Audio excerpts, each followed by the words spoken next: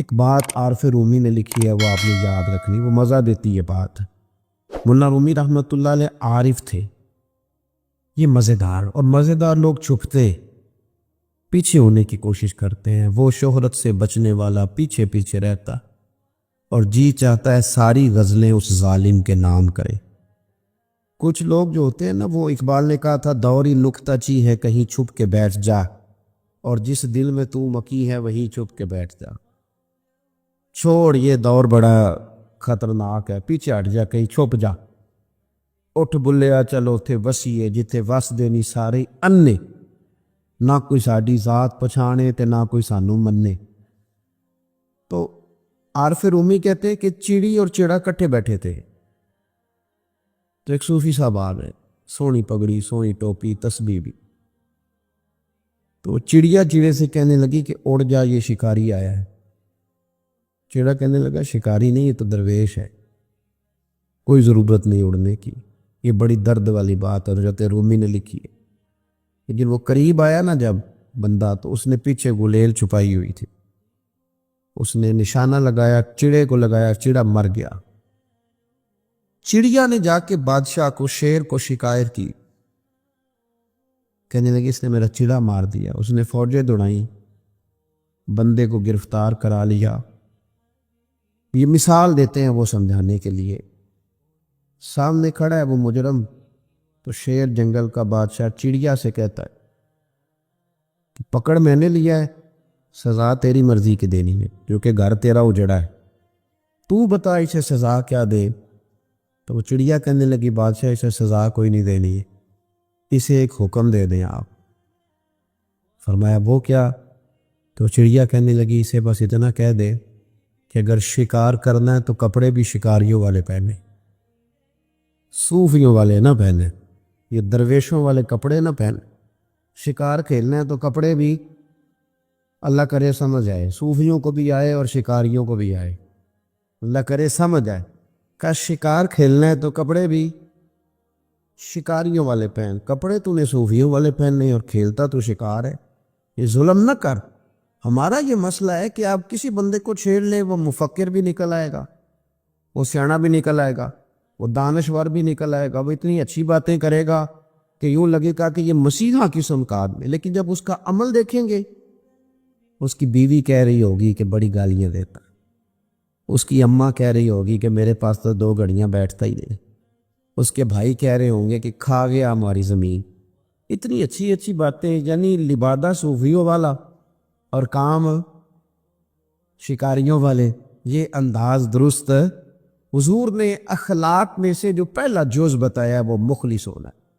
2 باتیں اور آپ کی خدمت میں عرض کرنے لگا، ان کو بھی یاد رکھیں۔ زندگی میں کبھی بھی کسی بندے کو سکھ نہ دے سکیں تو اسے دکھ کبھی نہ دے۔ کسی بندے کو اگر آپ اس کی تعریف نہیں کر سکتے تو کبھی بھی توہین نہ کریں، اور کسی کی ذاتیات پر کبھی نہ اترے۔ دیکھو ابو جہل نے نبی پاک صلی اللہ علیہ وسلم کے خلاف معاذ اللہ بڑی باتیں کی، جادوگر بھی کہا، کاہن بھی کہا، اور نیچے اتر کے اس نے غلیظ بھی انداز اختیار کیا۔ آپ کے چچا جناب ابو طالب کے پاس آ کے کہنے لگا اگر یہ دولت چاہتے ہیں تو دولت دے دیتے، اگر کسی عورت سے نکاح کرنا چاہتے ہیں تو وہ کر دیتے ہیں، اگر سربراہ بننا چاہتے ہیں تو ہم انہیں بڑا مان لیتے۔ یعنی یہ چھوٹی حرکت تھی نا کہ حضور کے بارے میں اس طرح کی بات، وہ ذاتیات پہ اترا، کچی باتیں کی، لیکن نبی پاک کی اس نے بڑی مخالفت کی، پر حضور کبھی ذاتیات پہ نہیں آئے۔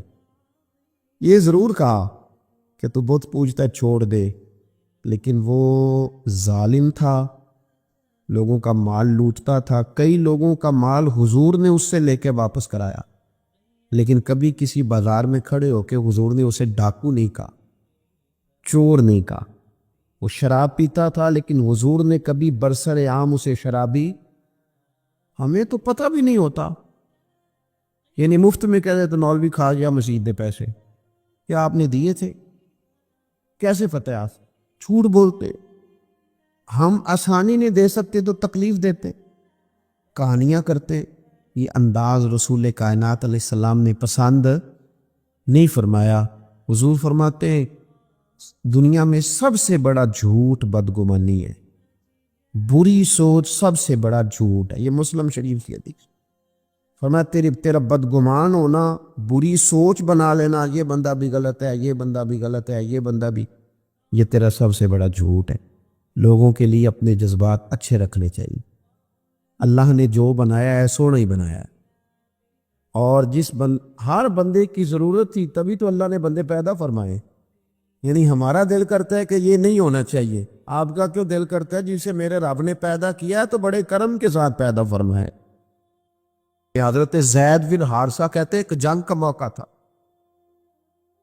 ایک شخص کفر کی طرف سے لڑتا آ تھا، کفر کی طرف سے۔ فرماتے ہیں میں نے جب وہ میرے قریب آیا لڑتے وقت تو حضرت زید بن حارثہ کہتے ہیں میں نے تلوار اٹھائی اور میں مارنے لگا تو اس نے کلمہ پڑھنا شروع کر دیا، لا الہ الا اللہ محمد رسول اللہ صلی اللہ علیہ وسلم۔ تو حضرت زید بن حارثہ کہتے ہیں میں نے کہا اچھا اب موت نظر آئی ہے تو کلمہ یاد آ گیا ہے، تو کافر ہے۔ دوسرا تلوار سے بچنے کے لیے کلمہ پڑھ رہا، کہتے میں نے ماری تلوار گردن اڑا دی۔ پھر میں حضور کی بارگاہ میں حاضر ہوا، پہلے کہا یا رسول اللہ آج جہاد کے وقت ایک انوکھا واقعہ ہوا، ایک بندہ کفر کے ساتھ لڑ رہا تھا اور جب میں تلوار مارنے لگا تو وہ کلمہ پڑھ رہا تھا۔ حضور میں سمجھ گیا کہ تلوار سے بچنے کے لیے کلمہ پڑھ رہا ہے۔ حضرت زید بن حارثہ کہتے حضور کی آنکھیں غصے سے سرخ ہو گئی۔ نبی کریم فرمانے لگے تو نے دل پھاڑ کے دیکھا تھا کہ وہ تلوار سے ڈر کے کلمہ پڑھ رہا ہے؟ جب وہ پڑھ رہا تھا کلمہ تو پھر تو کس طرح کا مجاہد ہے جس نے کلمہ پڑھنے والے کی گردن اڑا دی؟ وہ پڑھ رہا تھا کلمہ تو تجھے قبول کرنا چاہیے۔ میرے بھائی یہ بڑا محتاط معاملہ ہے، لیکن مسئلہ یہ ہے کہ یہ کچھ دنوں تک یہ باتیں رہتی ہیں، پھر آہستہ آہستہ میری آنکھوں سے بھی رخصت ہو جائے، آپ کی نظروں سے بھی رخصت ہو جائے گی، لیکن وہ دو بیٹیاں ساری زندگی نہیں بھلا سکتی، ان کے لیے تھوڑا سا مشکل ہے۔ ان پر جو طوفان تیزی سے گزرا ہے نا، گزرا تو چند منٹوں میں ہے لیکن صدیوں تک اس کی گونج رہے گی، صدیوں تک۔ اللہ تبارک و تعالیٰ کوئی فضل کر دے۔ اب تو ہم دعاؤں والی جگہ پہ آ گئے ہیں، چونکہ میری قوم تو انویسٹر ہے نا، ان سب کی میری قوم انویسٹر ہے، وہ انویسٹ کرتی ہے ان لوگوں پہ، ان کو لاتی ہے، بناتی ہے، خرچے کرتی ہے، پوسٹر چھاپتی ہے، شرف نہیں آتا، حیا نہیں آتا، ایسے لوگوں کو لاتی ہے اور پھر کیا مطلب بات کی جائے۔ اور میں نے اس وقت بھی کہا تھا اور پھر کہتا ہوں اور ببانگے دوہل کہتا ہوں کہ نمبر پلیٹیں بدلنے سے گاڑیاں ٹھیک نہیں ہوتی، نمبر پلیٹیں بدلنے سے گاڑیاں ٹھیک نہیں ہوتی، گاڑی کا انجن بدلنے سے پھر ہی اس کا دھواں ختم ہوتا ہے۔ نمبر پلیٹ بدل کے چہرے وہی، باتیں وہی، کام وہی، یہ کس طرح صحیح ہو سکتا ہے؟ یہ تو نظام اس وقت ٹھیک ہو جائے جب اندر سے بولیے انجن بدلے جائے گا، تب یہ معاملات صحیح ہوں گے۔ بس دعا کرو جمعے والے دن اللہ اپنی خاص رحمت فرمائے۔ بہرحال عام دام برسر مطلب حضرت ابو بردہ رضی اللہ تعالیٰ عنہ حاضر خدمت ہوئے، عرض کیا یا رسول اللہ صلی اللہ تعالیٰ علیہ وسلم، حضور کوئی کام بتائے مجھے، میں کروں تو میری دنیا بھی بن جائے آخرت بھی بن جائے، کوئی کام بتائے، کوئی حکم۔ آپ فرماتے میری جیب میں پیسے بھی تھے، حضور کہتے تو میں کنواں بھی کھدوا دیتا، سرکار فرماتے تو میں کسی مسجد کی جگہ میں بھی وسعت بھی کر دیتا، کوئی حکم بتائے تو کہتے حضور نے عجیب حکم بتایا، فرمایا اعزل الاذی عن طریق المسلمین، فرمایا ابو بردہ اگر تو نے نفع والا کام کرنا ہے نا جس سے تیری دنیا بھی بنے اور آخرت بھی بنے، تو فرمایا جب تو رستے میں چل رہا ہو نا تو جو چیزیں کسی کو تکلیف دینے والی ہو وہ رستے سے اٹھاتا جایا کر، وہ چیزیں رستے سے، مشکل کام ہے، خاصا مشکل ہے نا جی، رستے سے چیزیں اٹھاتے جایا کر، یہ وہ کام ہے جس سے تیری دنیا بھی بنے گی اور تیری آخرت بھی بنے، تجھے نفع ملے گا، تکلیف دینے والی چیزیں رستے سے اٹھا۔ حضرت خواجہ نظام الدین محبوب الہی رحمۃ اللہ علیہ کا ایک مرید آیا، کہنے لگا حضور لوگ بڑا تنگ کرتے، اب میں بھی تنگ ہی کروں گا، ہمارا دعویٰ ہے نا کہ میں اچھے کے ساتھ اچھا ہوں اور برے کے ساتھ ہے، دیکھو کمال کی بات ہے، برے کے ساتھ تو سارے ہی برے ہوتے ہیں، اچھے کے ساتھ تو سارے ہی، کمال تو یہ ہے کہ میں اچھے کے ساتھ بھی اچھا ہوں اور برے کے ساتھ بھی اچھا ہوں، یہ کمال ہے، یہ کہے کا کمال ہے کہ جس طرح کا وہ اس طرح کا، یہ کوئی کمال نہیں۔ میرے بھائی حضرت جناب خواجہ صاحب رحمۃ اللہ علیہ سے حضرت محبوب الہی سے وہ مرید کہنے لگا حضور آپ ہمیشہ درگزر کی باتیں سناتے ہیں، لوگ تنگ کرتے ہیں، اب میں نے فیصلہ کر لیا ہے کہ جو میرے رستے میں کانٹے بچھائے گا میں بھی اس کے رستے میں کانٹے بچھاؤں گا۔ تو آپ فرمانے لگے بیٹا نہیں، کوئی کانٹے بچھائے تو کانٹے اٹھا لیا کر۔ اس نے کہا حضور نہیں، میں نے بھی کانٹے بچھانے ہیں۔ تو آپ فرمانے لگے آدھی سڑک پہ تو نے بچھا دیے، آدھی پہ اس نے بچھا دیے، تو جتنے لوگ گزرے گے سب کے پیر زخمی ہو جائیں گے، پھر تو سارا روڈ کانٹوں سے بھر جائے گا۔ کوئی اٹھانے والا بھی تو ہونا چاہیے نا، کوئی کانٹے چننے والا بھی ہونا چاہیے، کوئی ایسا شخص موجود ہو جو رستوں کے کانٹے اٹھائے۔ میرے بھائی، راہ کے ہم پر حقوق ہے، رستے کے ہم پر۔ نبی پاک صلی اللہ علیہ وسلم نے رستے میں بیٹھنے میں منع کیا، لیکن فرمایا اگر بیٹھنا ہے تو تمہیں 5 کام کرنے پڑیں گے۔ گرمیوں میں جس کا دل کرتا ہے نا کہ کھلی ہوا میں بیٹھوں، بیٹھ لے، پر 5 کام کرے، یہ بخاری ہے۔ جس کا دل کرتا ہے نا سردیوں میں گلی میں بیٹھوں، دھوپ لوں، تو پھر وہ کتنے کام کرے گا؟ بولیے یا رسول اللہ صلی اللہ تعالی علیہ وسلم کیا کیا کرے تو رستے میں بیٹھنے کی اجازت ہے؟ تو نبی پاک صلی اللہ علیہ وسلم نے فرمایا رستے کا حق ادا کرو، 5 کام کرو۔ یا رسول اللہ کون کون سے؟ فرمایا اگر رستے میں بیٹھنا ہے تو نظریں نیچی کر کے بیٹھو، اس کو بھی اس کو بھی، آنے والے کو بھی اور جانے والوں کو بھی دیکھنے کی تمہیں اجازت۔ رستے میں بیٹھنا ہے تو پھر نظریں نیچی کر کے بیٹھو۔ رسول کریم علیہ السلام نے فرمایا رستے میں بیٹھنا ہے تو دوسری شرط ہے، یہ شرطیں 5 لگائی نبی پاک نے، یہ بخاری ہے۔ فرمایا رستے میں بیٹھنا ہے تو دوسری شرط تمہارے لیے یہ ہے کہ جتنی چیزیں تکلیف دینے والی رستے میں پڑی ہوگی وہ بیٹھنے والے نے اٹھانی ہے۔ اس نے ایک نیا وہاں بیٹھ کے اذیت والا کام نہیں کرنا، بلکہ اس کی ذمہ داری ہے، چونکہ رستے میں وہ بیٹھا ہے، تکلیف دہ چیزیں اٹھائے گا۔ اور تیسری شرط نبی کریم علیہ السلام نے فرمایا تم پر ضروری ہے کہ تم نے سلام لینے والے کا جواب جلدی دینا ہے۔ رستے میں بیٹھنا ہے تو سلام لینے والے کا جواب جلدی دینا ہے۔ اور چوتھی شرط یہ ہے کہ تمہیں رستے میں بیٹھے بیٹھے نیکی کا حکم دینا اور برائی سے منع کرنا۔ یہ 5 کام کرنے ہیں، پھر تمہیں رستے میں بیٹھنے کی اجازت ہے، یہ رستے کا حق ہے، اس کو ادا کرو تو رستوں میں بیٹھو۔ لیکن اگر صرف غیبتیں کرنے بیٹھنا ہے، اگر معاذ اللہ صرف لوگوں کو دیکھ، اور اپنے بزرگوں کو یہ کام کرتے دیکھا، ہمارے حاجی ابو داؤد محمد صادق صاحب رحمۃ اللہ علیہ نا گلی سے گزر رہے تھے، سنگی ان کے ساتھ تھے، تو کہتے ہیں کہ ایک بی بی بغیر پردے کے جا رہے تھے، نیکی کا حکم کرنا اور برائی سے بچی کو بغیر پردے کے جا رہی، تو عائشہ فرمان لگے پتر پردہ کر۔ بچی کسی امیر گھر کی تھی، کچھ پڑھی لکھی بھی تھی، غصہ کر گئی، پتر پردہ کر، اس طرح منہ کیا، پتر پردہ کر، مسلمانہ دیے تھیا پردہ کر دیا نے۔ وہ کہنی بابا جا اپنا کام کر۔ عائشہ فرمانے نے پتر میں کام بھی لگا، میرا ہی کام بھی صبح شام، میں کام بھی لگا، اور بڑھے بارے میں اور کی کردا ہے، میرا صبح شام کام یہ جڑا بندہ کام کرے انہوں چنگا دسنا، جڑا چنگا کرے وہ استقامت دی دعا کرنا، میں کام ہی لگا ہوا، میری ڈیوٹی یہی ہے۔ تو بچی مسکرا پڑی، کہنے لگی بابا دیا تو جواب ہے پر تیرے لفظوں میں مٹھاس بڑی ہے۔ اس نے اسی وقت نقاب کر لیا، رستے میں بیٹھنا ہے تو رستے کا حق بھی ادا کرنا ہے، ڈیوٹی کرنی ہے، ایسے تھوڑی ہے کہ راہ میں بیٹھ جائے۔ ابو داؤد شریف میں حدیث ہے، نبی پاک علیہ السلام کے صحابی حضرت سہل بن معاذ رضی اللہ تعالیٰ، حضرت سہل بن معاذ رضی اللہ تعالیٰ عنہ کہتے ہیں حضور کے ساتھ ایک جہاد پہ گئے، مجاہدین کے ساتھ سامان ہوتا ہے، سامان سفر، کہتے ہیں کہ جگہ ہم نے پڑاؤ کیا تو رستے تھے وہاں، تو رستوں میں تھوڑا تھوڑا صحابہ نے سامان رکھ دیا۔ ہمارے ہاں تو جو آدمی بڑی گاڑی پہ بیٹھا ہو اس کو تو آپ ہارن بھی نہیں دے سکتے، سوال ہی نہیں پیدا ہوتا، اس لیے کہ وہ جس گاڑی میں بیٹھا ہے اس لیول کا اس کا روب ہے نا جناب، اس کو تو آپ ہارن بھی، اور اگر آپ نے دے لیا تو وہ شیشہ نیچے کرے گا، تو کہے گا تو جڑی آگ بجھاڑی تو لگ جانا پہلا، چونکہ وہ اب اس کی مرضی ہے، چونکہ شہل شاہ وقت چڑھے ہوئے ہیں۔ اور پارکنگ کا مسئلہ اتنا خوفناک ہے کہ بڑے بڑے سیانے بندے گاڑی کے پیچھے گاڑی لگا دیں، آپ ڈھونڈتے پھریں، اللہ خیر کر، اس کو پتہ ہے کہ گزرنا ہے، اس کو خبر ہے کہ یہ گاڑی والے کو تکلیف ہوگی لیکن بس گزر جائیں گی۔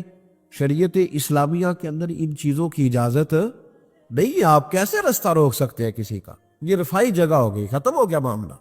حضرت سہل بن معاذ رضی اللہ تعالیٰ عنہ فرمانے لگے، یہ ابو داؤد شریف ہے، فرماتے مجاہد تھے، جہاد کرنے گئے تھے تو تھوڑا تھوڑا ہمارے ساتھ سامان تھا، رستوں میں رکھ دیا۔ اس علاقے کے کچھ لوگوں نے آ کے عرض کی یا رسول اللہ صلی اللہ علیہ وسلم ہمارے رستے تھے، ہم نے گزرنا تھا اور مجاہدوں نے پڑاؤ کیا تو سامان رکھ لیا ہے۔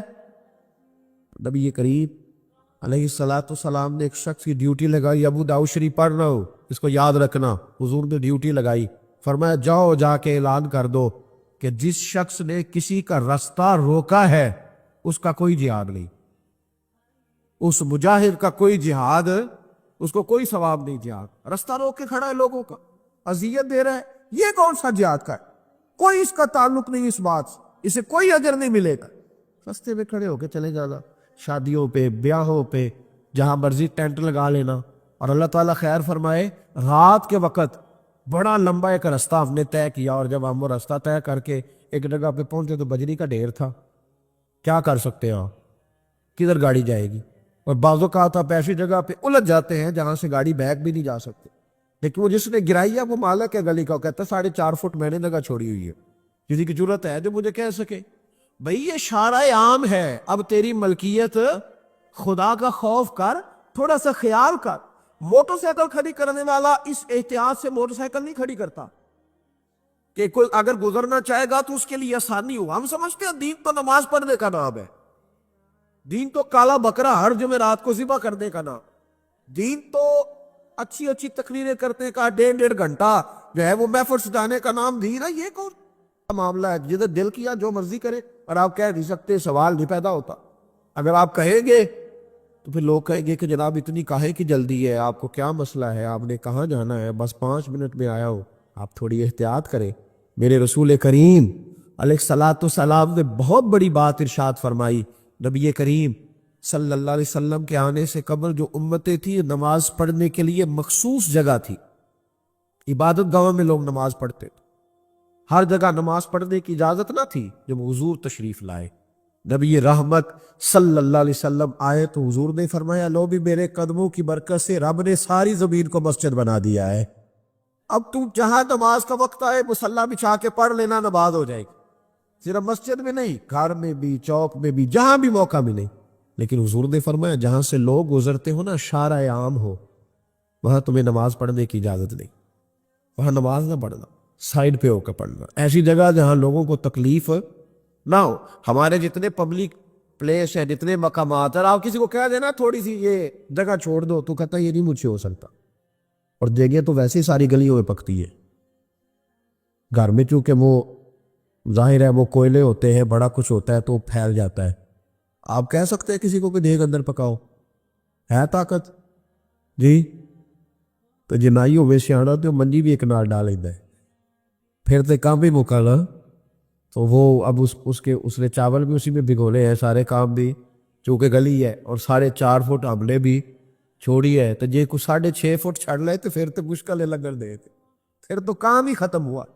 بھائی دین یہ کہہ رہا ہے کہ تو یہاں نماز ادا نہ کر، اس لیے کہ لوگوں نے یہاں سے گزرنا ہے، اور تو نے یہی دیگ رکھوا لی اور دیگ دے دی اللہ کے نام پہ، اور سارے مسلمانوں کو لائن میں لگایا ہوا ہے، تکلیف ہو رہی ہے کہ گزر نہیں سک رہا، لیکن چونکہ اللہ کے نام پہ دینی ہے، لہذا کسی شخص کی طاقت نہیں کہ وہ بھلا بھی کر سکے۔ چیزوں کو دیکھیں، ان کو غور کریں۔ یہ جس دین کے نئے اور آپ ماننے والے ہیں، اس دین میں حسن ہی بڑا ہے، اس میں تو وقار ہی بڑا ہے، اس میں تو پیار ہی بڑا ہے، اس میں تو وہ رعنائی ہے، اس میں تو وہ برکت ہے، اس میں تو وہ قرار ہے کہ انسان کی روح ٹھنڈی ہو جاتی۔ جیسے جیسے الحمدللہ ہم دین پڑھتے جاتے ہیں نا، ہمارا یقین اور مضبوط ہوتا جاتا ہے، ایمان میں اور پختگی آتی ہے، یار اتنا کرم، اتنی عطا، اتنا حسن۔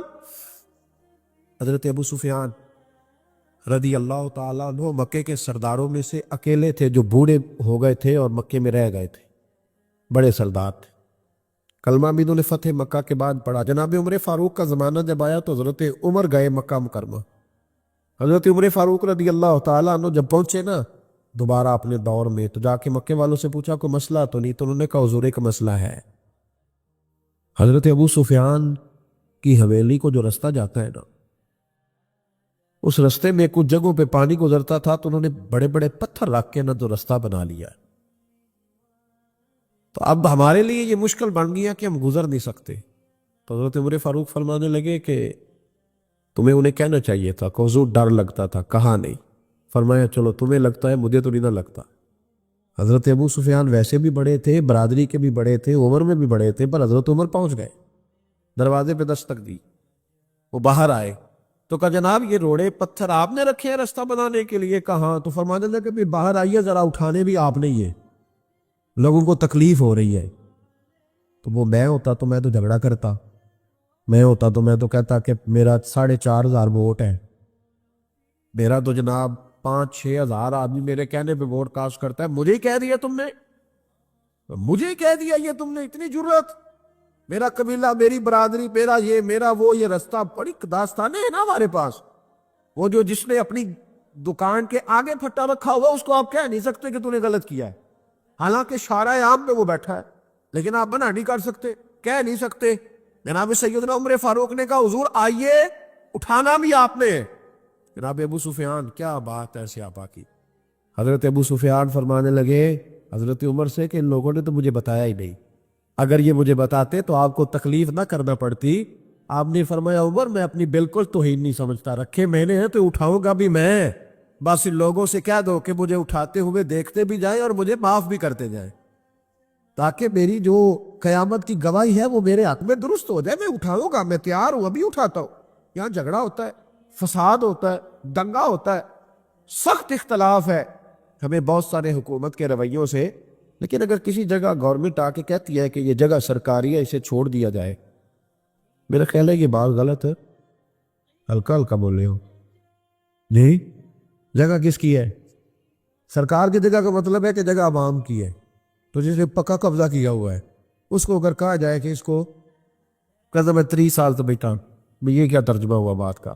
اگر تو تیری ہے، تیرے پاس اس کا کوئی پروف ثبوت ہے تو ٹھیک ہے، پھر آپ بیٹھے، اور اگر نہیں ہے تو پھر تو شریعت اجازت نہیں دیتی قبر بھی کسی کی جگہ میں بنانے کی۔ ہاں، اگر آپ نے کسی کی جگہ پہ قبر بنا دی تو فقہ کا اصول ہے کہ وہ شخص کہہ سکتا ہے کہ اپنا ابا نکالو، میری ذاتی زمین ہے، آپ کو نکالنا پڑے گا۔ جب قبر بنانے کی اجازت نہیں ہے تو پھٹا لگانے کی اجازت کیسے ہو گئی؟ دکان بنانے کی اجازت کیسے ہو گئی؟ لیکن ہمارے ہاں یہ مافیا ہے، ہم کہہ نہیں سکتے۔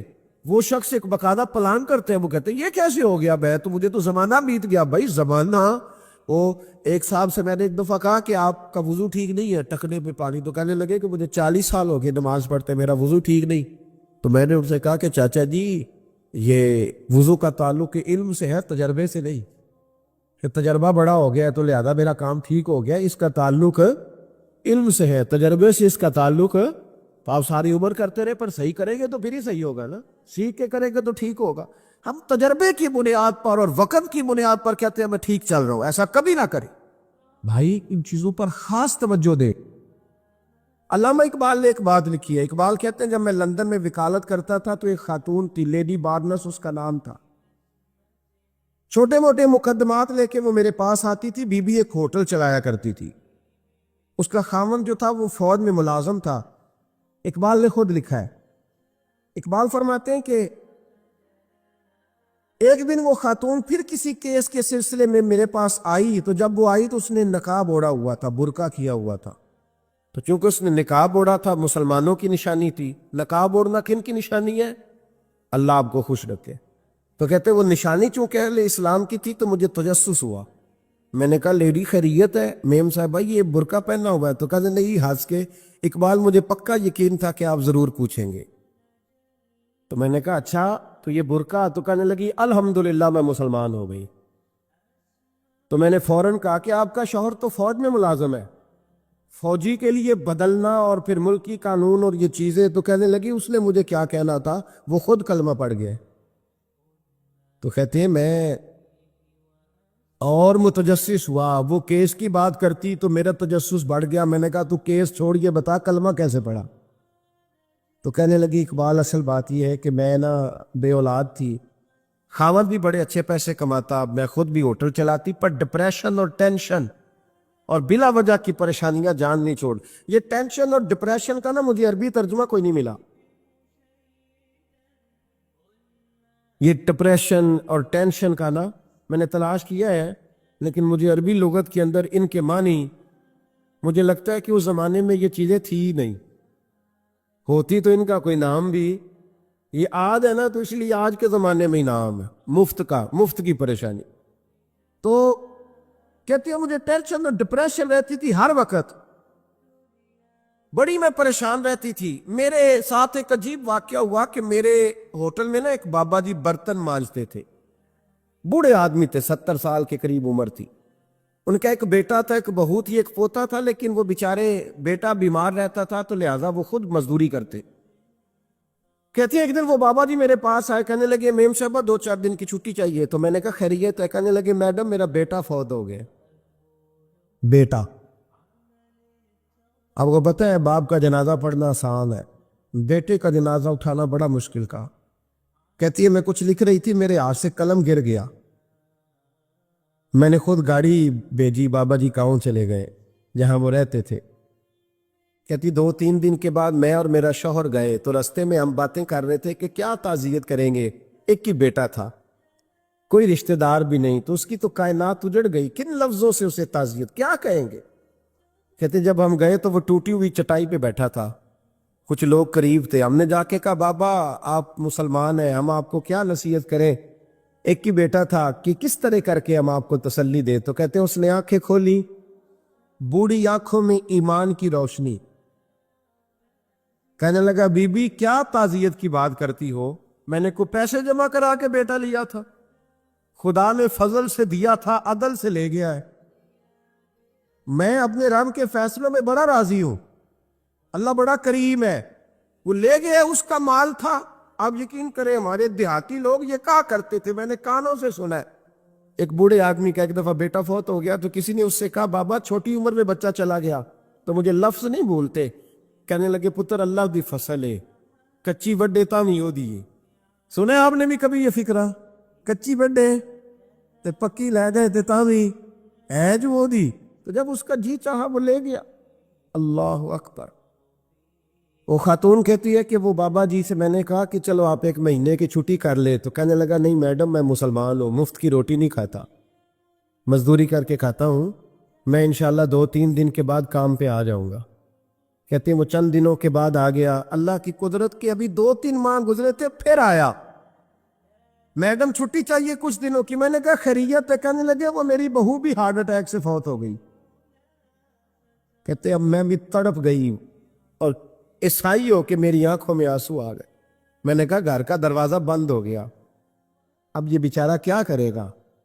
वो अपने शौहर के गम में हार्ट अटैक से फौत हो गई। कहते हम फिर 2-3 दिन के बाद ताज़ियत के लिए गए, फिर टूटी हुई चटाई, बूढ़ा ना अपनी उंगलियों से जमीन पर कुछ बना रहा। कहते करीब गई और मैंने जाके कहा बाबा अब तो तसल्ली आपने खुद ही करनी है, जो निज़ाम था वो तो हो गया। तो कहते हैं फिर उसने आंखें खोली, आसमान की तरफ देखा तो कहने लगा बेटी कोई परेशानी नहीं, मेरा बेटा बगैर शादी के भी तो फौत हो ही सकता था ना, बस मेरे मालिक ने जब चाहा जैसे चाह हुआ। मैं इंशाल्लाह 2-4 दिन के बाद काम पे आऊंगा। ये मेरा 3-4-5 साल का पोता है, अभी स्कूल दाखिल हुआ है, मैं साथ ले आऊंगा, वहां मेरे साथ ऊपर क्वार्टर में जहां मैं रहता हूं ये भी रहेगा। कहती है मैं सख्ते में आ गई उसकी कैफियत देख के। वो पोते को साथ ले आया। कभी कभी मैं देखती छत पे खड़े होके कि दादा घोड़ा बना हुआ है और पोता सवारी कर रहा है। वो सवेरे उठता, उसको स्कूल छोड़ के आता, शाम को लेके आता, प्यार करता, मोहब्बत करता। तीसरी मंजिल पर हमने एक क्वार्टर दिया हुआ था, वहां दादा पोता रहते। अल्लाह तू बड़ा बेनियाज है। कहती है इकबाल एक दिन ना पोता ऊपर वाली मंजिल पे खेल रहा था, उसका पैर फिसला, वो गर्दन के बल जमीन पे गिरा। मुझे खबर हुई तो मैं दौड़ी, एम्बुलेंस मंगाई। खून से लिथड़े हुए उस बच्चे को दादे ने अपनी गोद में रखा। और जब हम अस्पताल की तरफ गए तो हॉस्पिटल बाद में आया, जनाबे इजराइल पहले आ गए और कहते हैं वो गोद में दम तोड़ गया। फिर दादे ने उसे अपने हाथों से गुसल दिया, फिर उसने अपने बूढ़े हाथों से कब्र खोदी और फिर मिट्टी डाल के कहने लगा इन्ना लिल्लाहि व इन्ना इलैहि राजिऊन। जे सोना ही मेरे दुख विच राजी, जे सोना ही मेरे दुख विच राजी। फिर सुख नु चुल्ले दावा। कहते हैं वो मिट्टी डाली उसने और जब वो वापस पलटा तो मैं बाजू से थाम के होटल करीब लाई और मैंने उसके करीब कहा कि बाबा تو ٹوٹ گیا ہے، تو بکھر گیا ہے۔ مجھے محسوس ہوتا ہے کہ اب نہ تیری راتیں اور تیری صبحیں اور تیری شامیں غموں میں گزریں گی۔ تو کہتے یوں اس نے ہاتھ رکھے اور یوں آنسو چھٹک دیے۔ کہنے لگا میڈم کیوں میرے اندر کوئی عقیدہ نہیں؟ میں کوئی لوارث ہوں؟ میرا کوئی رب نہیں؟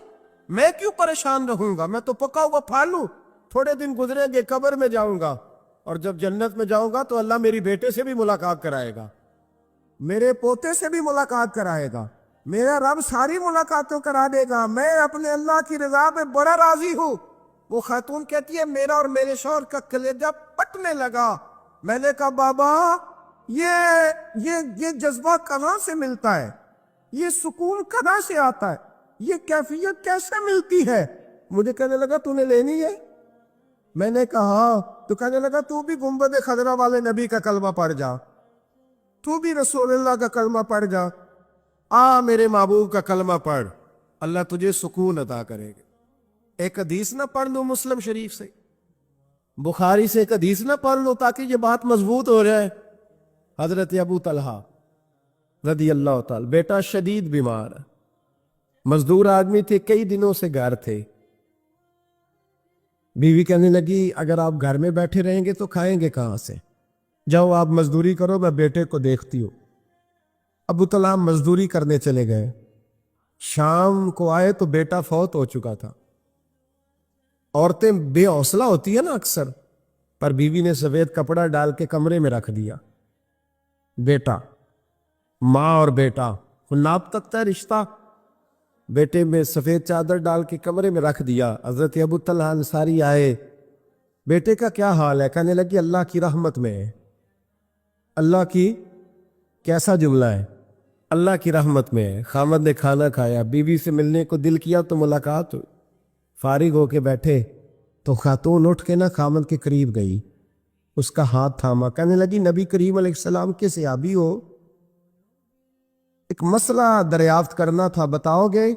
کہ پوچھو۔ کہنے لگی اگر کوئی آپ کے پاس امانت رکھوائے اور پھر اپنی امانت واپس مانگے تو کیا کرو گے؟ حضرت ابو طلحہ کہنے لگے پوچھنے والی کیا بات ہے، جس کی امانت ہے واپس کر دیں گے۔ اب زوجہ روئیں، اب صبر والی بی بی روئی، اب ماں روئی، آنسو ٹپکے، آنچل سے پوچھ کے کہنے لگی ابو طلحہ وہ بیٹا بھی اللہ کی امانت تھا اور رب اپنی امانت لے گیا ہے، اٹھو غسل کفن کا بندوبست کرو۔ حضرت ابو طلحہ اٹھے، کامتے کامتے ہاتھوں سے غسل کفن دیا، مسجد نبوی میں پہنچے، محبوب کی بارگاہ میں عرض کیا تو رسول کریم فرمانے لگے تیرے اور تیری بیوی کے عمل سے اللہ بھی بڑا راضی ہے، اللہ کے رسول بھی بڑے راضی ہیں، اور اللہ تجھے برکت عطا کرے گا۔ صحابہ کہتے ہیں پھر اللہ نے انہیں 9 بیٹے عطا فرمائے، پھر اللہ نے انہیں اللہ کی رضا پہ راضی رہنا سیکھو، اللہ کے قریب چلے جاؤ گے، اللہ کی رضا پہ۔ حضرت سفیان ثوری دعا مانگ رہے تھے، یا اللہ راضی ہو جا، یا اللہ راضی ہو جا، یا اللہ راضی ہو جا، دعا مانگ رہے تھے۔ بی بی رابعہ بصری پردے کے پیچھے بیٹھی تھی، جب دعا لمبی ہو گئی تو کہنے لگی سفیان بس کر، کوئی اگلا لفظ بھی بول، بس کر۔ آپ فرمانے لگے تجھے کیا ہوا؟ تو کہنے لگی تو کب سے کہہ رہا یا اللہ راضی ہو جا، یا اللہ راضی ہو جا، پہلے اپنے دل پہ ہاتھ رکھ کے بتا تو اللہ سے راضی ہے؟ تو راضی ہے اللہ سے؟ تو روز نہیں کہتا پیسے نہیں ہے میرے پاس مجھے دے، تو روز نہیں کہتا یا اللہ فلانی چیز کوئی نہیں دے، اے اللہ فلاں کو دے دیا مجھے کیوں نہیں دیتا معاذ اللہ، تو روز شکوے نہیں کرتا؟ فرمایا پہلے تو راضی ہو جا۔ ترمذی شریف کی حدیث ہے، میرے نبی کریم علیہ السلام نے فرمایا تم اللہ کے دیے ہوئے تھوڑے رزق پہ راضی ہو جاؤ، اللہ تمہاری تھوڑی عبادت سے راضی ہو جائے۔ دیکھیں نا امام حسین کا آخری جملہ کیا ہے میدان کربلا، آخری جملہ کیا ہے؟ میں 5000 مسجد دے کے کہتا ہوں دیا نہیں میں نے، اللہ بڑا راضی ہے مجھ سے، 5 نمازیں پوری نہیں پڑھتا۔ امام علی مقام نے نا دل، کلیجہ، جان، اولاد، ہر چیز نکال کے رکھ دی، تو آخری جملہ یہ تھا اے اللہ بتا تو حسین سے راضی ہے کہ ناراض ہے؟ اللہ تو راضی ہے کہ ناراض ہے؟ بھائی پہلی بات رحمت الہی، دوسرا اللہ کی رضا پہ، یعنی عجیب بات ہے نا، جب اللہ کروڑوں دے تو دنیا چھپاتی ہے، اور جب تھوڑا کاروبار ٹھنڈا ہو جائے تو ساری دنیا کو دنیا بتاتی ہے. تو جب میں تو کہہ رہا ہوں کہ میں بندہ ڈھونڈ رہا ہوں جو مجھے ملے، آ کے کہے کہ شکر کا طریقہ بتاؤ، تو مل ہی نہیں رہا. کو ملے جو کہے بڑی خیر ہے، ہر لحاظ سے اپنے رب سے راضی ہو، مل ہی نہیں رہی دنیا. تیسری بات، اگر اللہ کے قریب جانا ہے، یہ ان لوگوں کے لیے جو معرفت الہی کے متلاشی ہیں وہ خاص توجہ کریں. اگر رب کریم کے قریب جانا ہے تو پھر ایک ذہن بنائیں کہ میرا رب میرے ساتھ ہے، میرا رب میرے، نحن اقرب الیہ من حبل الورید. اور درویش کہتے ہیں جے میں تینوں اندر جانا تو پھر مقید جانا، جے میں تینوں باہر جانا تے اندر کون سمانا، اندر بھی تو ہے تے باہر بھی تو، وچ بلا کون نمانا. پھر تصور کریں کہ اللہ میرے ساتھ ہے. حضرت جنید بغدادی رحمۃ اللہ علیہ کہتے ہیں میں نے اپنے مرشد سے کہا کوئی وظیفہ جو پڑھا کرو، تو فرمانے لگے جنید پڑھا کر کے اللہ میرے ساتھ ہے اور اللہ مجھے دیکھ رہا ہے. یہ وظیفہ پڑھا کر. کیمرے لگا دیے ہر جگہ ہماری گورنمنٹ نے، کہتے ہیں کیمروں کی مدد سے پکڑا گیا، کیمروں کی مدد سے مسجدوں کے دروازوں پہ کیمرے، ایئرپورٹوں پہ کیمرے، ریلوے اسٹیشن پہ کیمرے، بڑے بڑے جنرل سٹور پہ کیمرے. نیچے لکھا ہے خبردار کیمرے کی آنکھ آپ کو دیکھ رہی ہے. کیمرے کی آنکھ دیکھے تو لوگ گناہ نہیں کرتے، تو یہ کیوں نہیں سوچتے کہ رب ہمیں دیکھ رہا ہے؟ یہ تصور کیوں نہیں جمتا کہ رب ہمیں؟ اور اللہ فرماتے ولی من خاف مقام ربہ جنتان، جو اللہ کے سامنے کھڑے ہونے سے ڈر جائے گا نا، اللہ اسے 2 جنتیں عطا فرمائے گا. اللہ اسے ایک دفعہ اگر کوئی ڈر گیا اللہ کے سامنے کھڑے ہونے، کتنی دفعہ بولے تو صحیح.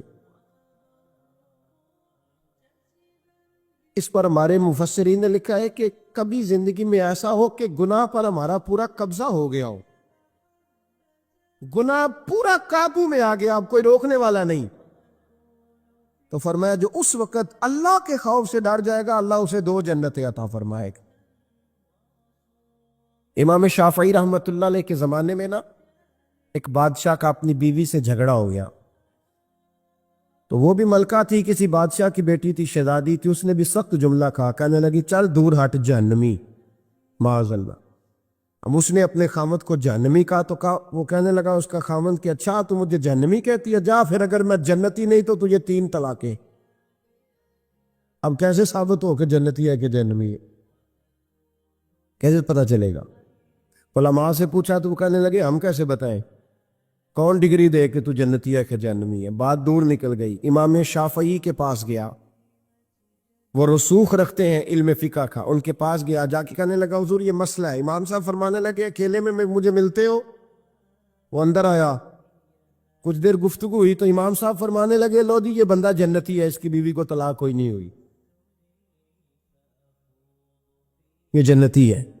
آپ کو پتہ ہے لوگ فتویٰ جلدی دے دیتے ہیں، کچھ لوگ خلاف تقریریں کرنے لگے کہ بادشاہ تھا تو امام صاحب نے بچا لیا ہے. کیسے آپ نے ڈگری دے دی کہ جنتی ہے جی؟ تو امام صاحب کہنے لگے تم بحث نہ کرتے تو میں بات پردے میں رہنے دیتا ہوں. سنو، میں نے بادشاہ کو تنہائی میں بلا کے پوچھا ہے کہ کبھی اللہ سے بھی ڈرے ہو؟ صرف اس لیے کہ اس وقت اللہ دیکھ رہا ہے. یہ نیت کبھی بندوں سے ڈر کے تو بندے بڑے گناہ نہیں نہ کرتے، کبھی اللہ سے ڈر کے بھی چھوڑا ہے. تو بادشاہ کہنے لگا بالکل چھوڑا ہے. میری ایک کنیز تھی بڑی خوبصورت، غریب گھر کی ملازمہ، غریب گھرانے کی تھی. ایک دن میں آیا تو میرے کمرے میں صفائی کر رہی تھی، معاذ اللہ میرا اس پہ دل آ گیا، میں نے دروازہ بند کر لیا. دنیا کی کوئی طاقت نہیں تھی، میرا اپنا محل تھا، مجھے کچھ دیکھ بھی لیتا تو کسی میں جرت نہیں تھی مجھے منع کرنے. اور میں چونکہ حکمران تھا اور مطلق العنان تھا، کوئی شکایت بھی نہ کرتا. لیکن جب میں نے اس کی طرف ہاتھ بڑھایا تو اس نے ایک ہی لفظ کہا، کہنے لگی تو اللہ سے نہیں ڈرتا؟ تو اللہ سے نہیں ڈرتا؟ کہنے لگا کوئی نہیں تھا امام صاحب مجھے منع کرنے والا، کوئی نہیں تھا. لیکن جب اس نے کہا تو اللہ سے نہیں ڈرتا تو میں کانپنے لگا. میں نے اس سے معافی مانگی، غریب ملازمہ سے میں نے بادشاہ ہو کے معافی مانگی. میں نے معافی مانگی، پھر میں نے دروازہ کھولا، کہتے وہ چلی گئی. امام صاحب کہنے لگے اٹھ میرے سینے سے لگ. کہا حضور کیا ہوا؟ فرمایا جو تنہائی میں اکیلے میں ایک دفعہ بھی رب سے ڈر جائے اللہ اسے 2 جنتیں عطا فرمائے گا. تو جنتی ہے اس لیے کہ تو یار کبھی تو ایسا ہو، کبھی تو ایسا ہو بھولا گاہک ہمارے قبضے میں آ گیا ہو، ہم اپنا پورا اس پر تسلط رکھتے ہوں پر ہم اللہ سے ڈر جائیں. کبھی ایسا ہو کہ کروڑوں روپیہ ہمارے تسلط میں ہو، ہم چاہیں تو جتنا مرضی استعمال کریں لیکن ہم اللہ سے ڈر جائیں. حضرت عمر کا زمانہ تھا، ایک نوجوان صحابی کا بیٹا مسجد جایا کرتا تھا، بڑا نیک تھا. ایک عورت اس کو اپنی طرف بلانے لگی، لبھانے لگی. نوجوان تھا، ایک دن دل آ ہی گیا بی بی پہ. عشاء کی نماز پڑھ کے اس کے گھر کی طرف جا رہا تھا کہ کسی قاری صاحب نے آیت پڑھ دی، ولی من خاف مقام ربہ جنتان، جو اللہ کے سامنے کھڑے ہونے سے ڈرے گا رب 2 جنتیں عطا کرے. یہ آیت کیا سنی کہ نوجوان بے ہوش ہو کے گرا. کسی نے باپ کو خبر دی کہ تیرا بیٹا بے ہوش ہے. باپ گھر لائے، بالوں میں ہاتھ پھیرا، بیٹے کیا ہوا؟ اس نے آنکھیں کھول کے کہا ابا جی میں نے گناہ کیا نہیں، لیکن میرا قبضہ پورا ہو گیا تھا گناہ پہ. وہ بالکل راضی تھی، میں چاہتا تو میں گناہ کر لیتا لیکن میں اللہ سے ڈر گیا. کیا واقعی رب مجھے 2 جنتیں دے گا؟ تو باپ نے ماتھا چوما کا بیٹا اللہ کے وعدے بڑے ہی سچے ہیں، بڑے سچے ہیں. تو یہ تصور کر کہ اللہ مجھے دیکھ رہا ہے، پھر ڈر جا، واقعی 2 جنتیں دے گا. اس نوجوان نے چیخ ماری اور روح ہی پرواز کر گئی. رات کو جنازہ پڑا، دفن کر دیا. صبح حضرت عمر آئے، فرمایا اتنا نیک نوجوان تھا تو مجھے کیوں نہیں بتایا؟ میں اس کے غسل میں شریک ہوتا، کفن میں شریک ہوتا، میں جنازہ پڑھاتا. حضور بس رات دیر ہو گئی، دفن کر دیا. امام سیوطی نے لکھا، ابن کثیر نے لکھا، ابن عساکر نے لکھا. حضرت جناب عمر فاروق فرمانے لگے مجھے بتاؤ تو صحیح اس کی قبر کہاں ہے؟